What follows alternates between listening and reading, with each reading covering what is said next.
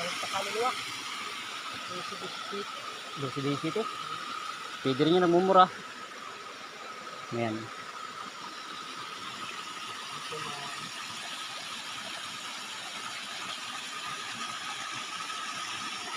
Hati yung poles. Hati. Ayan.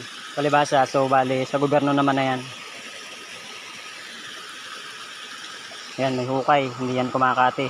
Kahit pa nag-araw. So, kasama ito papunta rito.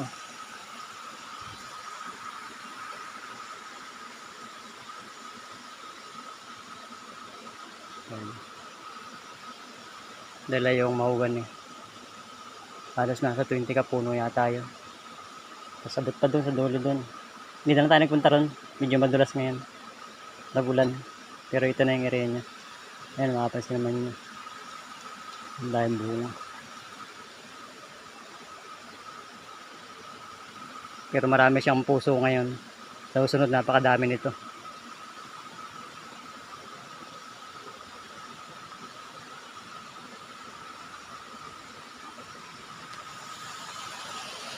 Ayan yung kalsada.